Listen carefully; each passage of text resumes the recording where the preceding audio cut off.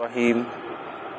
حضور اقدس صلی اللہ علیہ وسلم کا ارشاد ہے کہ جو شخص 100 مرتبہ لا الہ الا اللہ پڑھا کرے، حق تعالی شانہ قیامت کے دن اس کو ایسا روشن چہرے والا اٹھائیں گے کہ جیسے 14ویں رات کا چاند ہوتا ہے، اور جس دن یہ تسبیح پڑھے اس دن اس سے افضل عمل والا وہی شخص ہوگا جو اس سے زیادہ پڑھے۔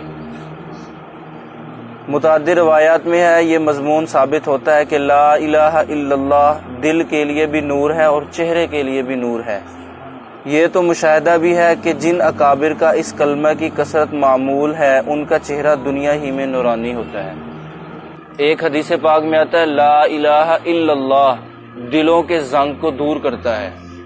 جو آدمی لا الہ الا اللہ کثرت سے پڑھتا ہے، اللہ اس کو ایمان کی حلاوت نصیب کرتے ہیں، کیونکہ لا الہ الا اللہ میں اللہ نے اپنا نام رکھا ہے اور اپنی توحید کا نام رکھا ہے، بالکل خالص واضح توحید۔ اور یہ لا الہ الا اللہ 1,24,000 انبیاء کا سب سے پہلے کلمہ یہی تھا، لا الہ الا اللہ۔ جو آدمی اس کو صبح یا شام 100 مرتبہ پڑھتا ہے، جب قیامت کے دن اللہ کی ذات اسے اٹھائے گی، اس کا چہرہ روشن 14ویں رات کی چاند کی طرح ہوگا۔ ایک حدیث پاک میں آتا ہے کہ جو آدمی لا الہ الا اللہ پڑھتا ہے اور ایک باپ اپنے بیٹے کے لیے دعا کرتا ہے، یہ لا الہ الا اللہ پڑھنے والا اور بیٹے کے لیے باپ جو دعا کرتا ہے، یہ دونوں فوراً اللہ کے ہاں قبول ہو جاتی ہیں۔ اس میں لا بین الحجاب، درمیان میں کوئی پردہ نہیں، فوراً اللہ کے ہاں قبول ہو گیا۔ اس کا مطلب لا الہ الا اللہ کیا ہے؟ اللہ کے ہاں فوراً قبول ہونے والا عمل ہے۔ اور اسی طرح ایک حدیث پاک میں آتا ہے کہ جب انسان لا الہ الا اللہ پڑھتا ہے تو اللہ کی ذات جو ہے، اللہ کا عرش ہے، اس کے سامنے ایک نور کا ستون ہے، وہ ہلنے لگ جاتا ہے۔ اللہ پاک جاننے کے باوجود پوچھتے ہیں تو کیوں ہلتا ہے؟